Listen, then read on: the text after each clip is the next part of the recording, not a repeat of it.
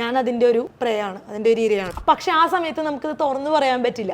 അത് പലപ്പോഴും ചെറിയ സംരംഭകർ നേരിടുന്ന, പ്രത്യേകിച്ച് സ്ത്രീ സംരംഭകർ നേരിടുന്ന ഒരു കാര്യമാണ്. ഒരു സംരംഭകയായി മാറാന്ന് പറയുന്നത് ഒരുപാട് പേരുടെ സ്വപ്നമാണ്. അപ്പോൾ എനിക്ക് തോന്നുന്നു ഒരുപാട് പ്രതിസന്ധികൾ തരണം ചെയ്ത് വന്നിട്ടുണ്ടോ? മെയിനായിട്ട് എന്തൊക്കെ ചലഞ്ചസ് ആണ് സംരംഭകയായിട്ട് മാറുമ്പോൾ ഫേസ് ചെയ്യേണ്ടി വന്നത്? അതൊന്നും ചലഞ്ച് എന്ന് പറയാൻ പറ്റില്ല. എല്ലാവർക്കും പേടിയായിരുന്നു. ഇപ്പോൾ എല്ലാവരും ഒരു ബിസിനസ് ബാക്ക്ഗ്രൗണ്ട് ഉള്ള ഒരാളല്ലോ. ഞാൻ ഫസ്റ്റ് ജനറേഷൻ ഓണ്ടർപ്രണർ ആണ്. ബിസിനസ് തുടങ്ങാൻ വേണ്ടി തുടങ്ങിയതല്ല ഋതു. ഈ ഹെയർ ഓയിൽ പെട്ടെന്ന് കയറി ഞങ്ങൾ എല്ലാവരും കുറേ പേര് ഒരുമിച്ച് ഓർഡർ ചെയ്യാൻ തുടങ്ങുമായിരുന്നു. ആദ്യത്തെ ഒരു 2 ബാച്ച് ആൾക്കാർക്ക് കൊടുത്തു കഴിഞ്ഞപ്പോൾ എൻ്റെ അച്ഛൻ പറയുമായിരുന്നു, നടക്കില്ലേ പരിപാടിന് ഇവിടെ. ഞാനൊരു സർക്കാർ ഉദ്യോഗസ്ഥനായിരുന്നു, ഇവിടെ ഒരു റെയ്ഡൊന്നും വരാൻ പറ്റില്ല. ബന്ധുക്കൾക്ക് സുഹൃത്തുക്കൾക്കും കൊടുക്കണത് ഇപ്പോൾ ശരി, അവരുടെ അടുത്ത സർക്കിളിലേക്ക് പോവുകയാണെങ്കിൽ കൃത്യമായിട്ടുള്ള ലൈസൻസിങ്ങും അതിൻ്റെ നടപടിക്രമങ്ങളും ചെയ്യണം. അതല്ലാതെ സർക്കാർ നിയമങ്ങൾക്ക് വിരുദ്ധമായിട്ടൊരു പരിപാടി ഈ വീട്ടിൽ ഞാൻ സമ്മതിക്കില്ല. ഇപ്പോൾ എൻ്റെ പ്രൈവറ്റ് ലിമിറ്റഡ് കമ്പനിയാണ്, അതിൻ്റെ ഡയറക്ടേഴ്സിൻ്റെ അച്ഛനും അമ്മയാണ്. എന്നെക്കാളും കൂടുതൽ ഇൻട്രസ്റ്റിംഗ് ആയിട്ട് ഈ ബിസിനസ് ചെയ്തുകൊണ്ട് പോകുന്ന ആൾ എൻ്റെ അച്ഛനാണ്. ജോക്സ് അപ്പാർട്ട്, ഇതൊരു ശരിക്കും ആൻസർ ചെയ്യപ്പെടേണ്ട ഒരു ക്വസ്റ്റ്യൻ ആണ്. പ്രത്യേകിച്ച് പോസ്റ്റ് കോവിഡ് കുറേ സ്ത്രീ സംരംഭകർ കേരളത്തിൽ ഇൻകം ജനറേഷൻ നോക്കിയിട്ട് ബ്രാൻഡ് ബിൽഡിംഗ് ഫോക്കസ് ചെയ്യാതെ ചെറിയ ഇപ്പോൾ പപ്പടം യൂണിറ്റ്, അച്ചാറുകൾ ഉണ്ടാക്കുന്നവർ, അങ്ങനെ ചെയ്യുന്ന കുറേ പേരുണ്ട്. ഇതിൻ്റെ ഒപ്പം പാരലായിട്ട് ഒരു ഫ്രോഡ്സ്റ്റർ ഇൻഡസ്ട്രി നിലനിൽക്കുന്നുണ്ട്, ഇവരെ എക്സ്പ്ലോയിറ്റ് ചെയ്യാനായിട്ട്.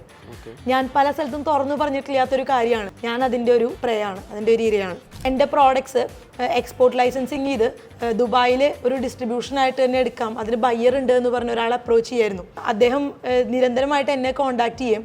ഇത്തരം ബ്രാൻഡുകൾക്ക് ഇൻ്റർനാഷണലി ഭയങ്കര മാർക്കറ്റ് ഉണ്ട്, ഞാനത് ചെയ്യുന്ന ആളാണെന്ന് പല രീതിയിൽ അദ്ദേഹത്തിൻ്റെ ഒരു വെബ്സൈറ്റ് കാണിച്ചു തന്നും അദ്ദേഹത്തിന് മറ്റ് ക്ലയൻസിൻ്റെ ഫോട്ടോസ് കാണിച്ചു തന്നും ഒക്കെ വിശ്വസിപ്പിച്ച്. ആ സമയത്ത് ഇമോഷണലി ഞാൻ കുറച്ച് വീക്കായിരുന്നു, ഞാൻ പ്രഗ്നൻ്റ് ആയിരിക്കുന്ന സമയമായിരുന്നു. അപ്പോൾ ഇതെങ്ങനെയെങ്കിലും മുന്നോട്ട് പോവുകയാണെങ്കിൽ പോട്ടെ എന്ന് വിചാരിച്ച് വലിയ പ്രതീക്ഷകളോടെ ഞാൻ സൈനപ്പ് ചെയ്യും. 1 ലക്ഷത്തിൽ കൂടുതൽ രൂപ ഇദ്ദേഹം പല രീതിയിൽ നമ്മുടെ നിന്ന് വാങ്ങിയെടുക്കുകയും ചെയ്ത് 1.5 ടൺ പ്രൊഡക്ഷൻ നടത്തി ഞാൻ. ഇദ്ദേഹം പറഞ്ഞത് വിശ്വസിച്ച് അഡ്വാൻസ് ചെയ്യാതെ പ്രൊഡക്ഷന് പോകരുത്, നമുക്കിതിനെക്കുറിച്ച് വലിയ അറിവൊന്നുമില്ല. അതായത് ആ ഒരു തുടങ്ങുന്ന സമയത്ത് ഇദ്ദേഹം പൈസ പല ഫീ പറഞ്ഞ് വാങ്ങിച്ചെടുക്കുന്നതല്ലാതെ എക്സ്പോർട്ട് പോകുന്നില്ല. എൻ്റെ പ്രോഡക്ട്സിൻ്റെ ഒരു ഗുണം അതിന് ഷെൽഫ് ലൈഫ് ഉണ്ട് എന്നുള്ളതാണ്. ഒരു 2 വർഷത്തോളം സീൽഡ് ആയിട്ടുള്ളൊരു ഇതിൽ ഷെൽഫ് ലൈഫ് കിട്ടും. അതുകൊണ്ട് ഞാൻ ഒന്നാമത് രക്ഷപ്പെട്ടു. രണ്ടാമത് ഇത്തരം പ്രവൃത്തി പരിചയം കൊണ്ട് ഇതിൽ എന്തോ ഒരു ഫ്രോഡ്സ്റ്റർ ഒരു 4ാമത്തെ പ്രാവശ്യം ഇത് പോസ്റ്റ്പോൺ ചെയ്തപ്പോൾ എനിക്ക് സ്മെൽ ചെയ്തു. പക്ഷെ ആ സമയത്ത് നമുക്കിത് തുറന്നു പറയാൻ പറ്റില്ല.